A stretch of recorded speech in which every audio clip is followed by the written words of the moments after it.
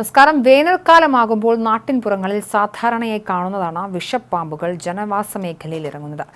ചപ്പുകൾക്കിടയിലും മതിലിനോട് ചേർന്നുള്ള ദ്വാരങ്ങളിലും ഇവയെ ധാരാളമായി കാണാൻ സാധിക്കും. അതിൽ മനുഷ്യരുടെ കണ്ണിൽ പെടുമ്പോഴാണ് പാമ്പ് പിടുത്തക്കാരെ നമ്മൾ ആശ്രയിക്കാറുള്ളത്. പക്ഷേ അടുത്ത കാലത്ത് പാമ്പ് ജനവാസ മേഖലകളിൽ ഇറങ്ങുന്നത് വർദ്ധിച്ചു വരുന്നതായാണ് റിപ്പോർട്ടുകൾ. ഇത്തരത്തിൽ വീടുകളിലും വീടിനോട് ചേർന്നുള്ള പുരയിടങ്ങളിലും കാണുന്ന പാമ്പുകളെ രക്ഷപ്പെടുത്തി കാട്ടിൽ വിടുന്നത് വനം വകുപ്പ് ഉദ്യോഗസ്ഥരാണ്. എന്നാൽ പലപ്പോഴും പാമ്പിനെ റെസ്ക്യൂ ചെയ്യാൻ വരുന്നവർക്ക് ആവശ്യമായ സുരക്ഷാ സംവിധാനങ്ങൾ ഇല്ലാത്തത് വലിയ അപകട സാധ്യത ഉയർത്താറുണ്ട്. പക്ഷേ തീർത്തും അശാസ്ത്രീയമായ മറ്റൊരു ശീലത്തെക്കുറിച്ച് സംസാരിക്കുകയാണ് ദുരന്ത നിവാരണ വിദഗ്ധനായ മുരളി തുമ്മാരക്കുടി. പാമ്പിനെ പിടികൂടുമ്പോൾ ചുറ്റും കാഴ്ചക്കാരായി നാട് മുഴുവൻ എത്തുന്ന രീതി തീർത്തും അപകടം വിളിച്ചു വരുത്തുന്നതിന് തുല്യമാണെന്ന് അദ്ദേഹം പറയുന്നു. ഫേസ്ബുക്കിൽ പങ്കുവച്ച കുറിപ്പിലാണ് അദ്ദേഹം ഈ കാര്യങ്ങൾ വ്യക്തമാക്കുന്നത്. അദ്ദേഹത്തിന്റെ കുറിപ്പ് ഇങ്ങനെയാണ്: ഒരു പാമ്പിനെ പിടിക്കാൻ എത്ര ആൾക്കാർ വേണം? സാധാരണഗതിയിൽ 2 ആളുകൾ മതിയാകും. ഒരാൾ സ്പോട്ടർ, പാമ്പിൽ നിന്നും അല്പം സുരക്ഷിതമായ ദൂരത്തിൽ, എന്നാൽ പാമ്പ് ഇരിക്കുന്ന സ്ഥലം കൃത്യമായി കാണാവുന്ന തരത്തിലായിരിക്കണം സ്പോട്ടർ ഉണ്ടാവേണ്ടത്.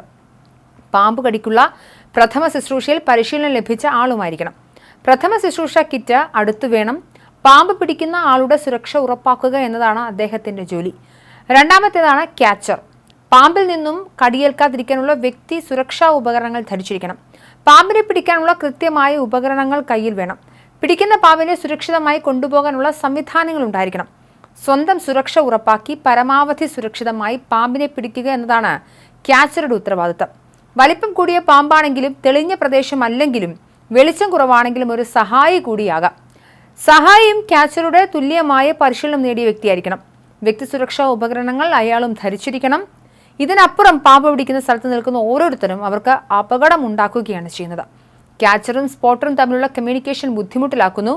പാമ്പ് പിടിക്കുന്ന ആളുടെ ജോലി കൂടുതൽ പ്രയാസമാക്കുന്നു. മൊത്തത്തിൽ അപകട സാധ്യത കൂട്ടുന്നു. ഇതൊക്കെയാണ് ആഗോളമായ രീതി. എന്നാൽ നമുക്ക് ഒരു നാടൻ രീതിയുണ്ട്. പാമ്പ് പിടിക്കാൻ ആളെത്തിയാൽ ഉടൻ ആ പഞ്ചായത്തിലെ ആബാലവൃദ്ധം ജനങ്ങളും ഹാജരാകും, സ്ത്രീ പുരുഷ വ്യത്യാസമില്ലാതെ. സ്ഥലമില്ലാത്തവർക്ക് വേണ്ടി വീഡിയോ എടുക്കാൻ മൊബൈൽ ഉള്ളവരെല്ലാം റെഡി. പാമ്പിനെ പിടിക്കുന്നവർക്ക് നിർദ്ദേശം നൽകാൻ 1 അല്ല 1 ഡസൻ പരസഹായ സ്പോട്ടർമാർ. ഇന്ന് കണ്ട വീഡിയോയിൽ പാമ്പിന് നിർദ്ദേശം നൽകുന്നുണ്ട്, ഒന്ന് കേരടാ ചക്കരേ എന്ന്. കേരളത്തിൽ പാമ്പിനെ പിടിക്കുന്ന ഒരാൾ പോലും പൂർണ്ണമായി വ്യക്തി സുരക്ഷാ ഉപകരണങ്ങൾ ഉപയോഗിച്ച് കണ്ടിട്ടില്ല. അതവർക്ക് അറിയാത്തത് കൊണ്ടാണോ ഇല്ലാത്തത് കൊണ്ടാണോ എന്നെനിക്കറിയില്ല. എന്താണെങ്കിലും നല്ല സാമർഥ്യവും അതിലേറെ ഭാഗ്യവും കൊണ്ടാണ് നമ്മുടെ ക്യാച്ചർമാർ അപകടമില്ലാതെ പോകുന്നത്. കണ്ടു നിൽക്കാൻ വരുന്നവർ ഡാർവിൻ അവാർഡിനുള്ള മത്സരാർത്ഥികളാണ്. അവർക്ക് ഗുഡ് ലക്ക്. സർക്കാരിനോട് പാമ്പ് പിടുത്തത്തിന് ചെല്ലുമ്പോൾ 25 മീറ്ററെങ്കിലും നോ എൻട്രി ആക്കിയ ആളുകളെ ഒഴിപ്പിക്കുക. അബദ്ധത്തിൽ പാമ്പ് കടിയേറ്റ് തന്നെ അനേകർ നാട്ടിൽ മരിക്കുന്നുണ്ട്. പോയി ചോദിച്ചു വാങ്ങാൻ വിടേണ്ട കാര്യമുണ്ടോ? എൻ്റെ വായനക്കാരോട് നിങ്ങളുടെ വീട്ടിലോ പുറത്തോ പാമ്പ് പിടുത്തം നടക്കുന്നുണ്ടെങ്കിൽ അവിടെ നിന്നും പരമാവധി ഒഴിഞ്ഞു മാറി നിൽക്കുക. കുട്ടികളെ മാറ്റി നിർത്തുക, സുരക്ഷിതമായിരിക്കുക എന്നും അദ്ദേഹം വ്യക്തമാക്കുന്നു.